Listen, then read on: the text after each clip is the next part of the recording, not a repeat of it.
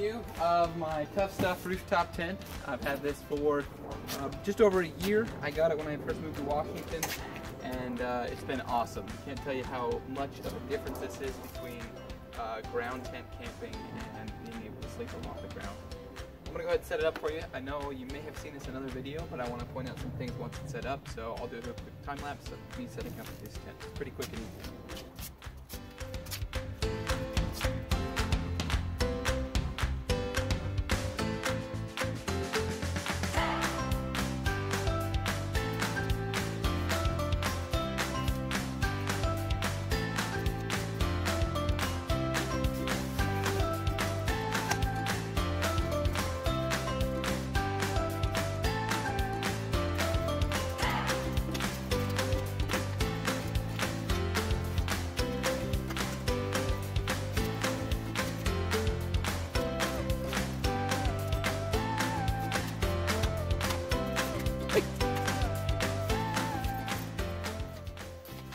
Cool. At this point, I want to point out you'd be good to go to sleep in it. It's now rainproof. You don't have to put the windows up in order for the tent to be rainproof. So in that amount of time, I'd say about a minute and a half, and I was going back and forth quite a few times. I've got a tent that's off the ground, ready to go out in the rain.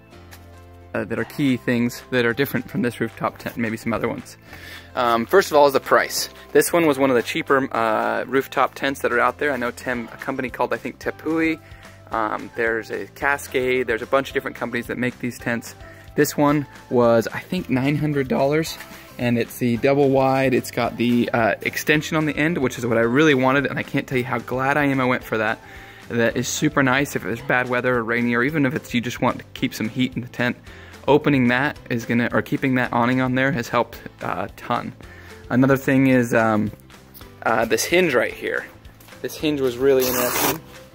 You'll notice I didn't point out when it was closed up, but the tent is much narrower at the side that is clamshelled over here than it is on this side. This side is much narrower. That's because I have a lot of bedding and stuff, and I'm going to show you that's up in the tent that prevents it from getting all the way as closed as this side. If I were to make one modification or one little suggestion to Tuff Stuff, is to make that hinge about 3 inches taller. So when that thing shuts, that this side is the same thickness as this side. It would also allow more room for you to fit that extra pillow. I'll show you what I can hold up there right now. Up here inside the tent, right now I've just set it up. I opened up that back window so there's a little more light in here. So once you step up in, it's not too bad. You just undo these bungees right here that go across that allow the tent to collapse properly once it's shut. I'm sure if you're researching these, you've seen plenty of these before. They're all the same. So this is the hinge I was talking about right here.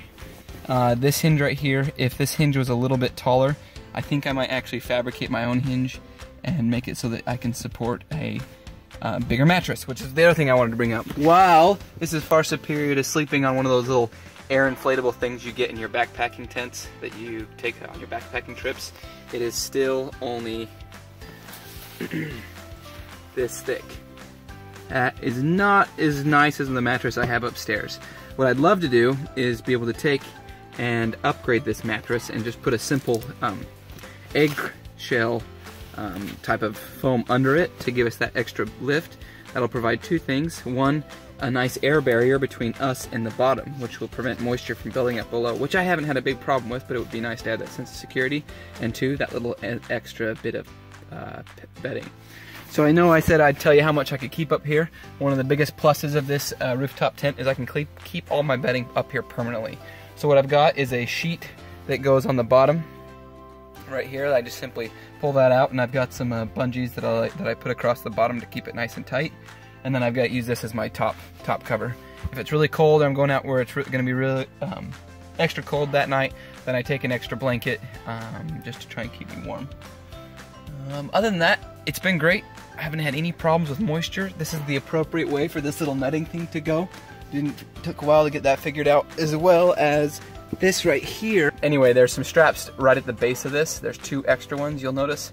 I couldn't figure out those are for, but I realized those are actually so you can bundle up the cover to keep it off the ground if it's muddy at all. So when you pull the cover off, you can roll it up and then use those 2 straps coming out of where the rooftop tent actually opens to keep it up and out of the way.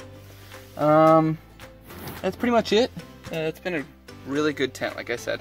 I can't tell you how much of a difference it makes being able to not have to sleep on the ground.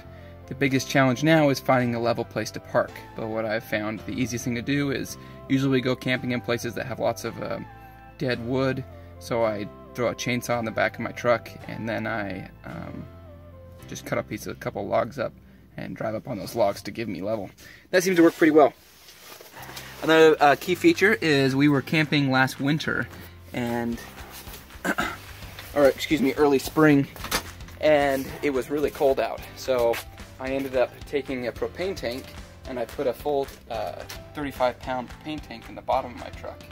And then I was able to run that propane line up into here, up in this little crease right here, up into the tent, and then that powered my propane heater that kept us warm all night long, and I've super convenient, super nice.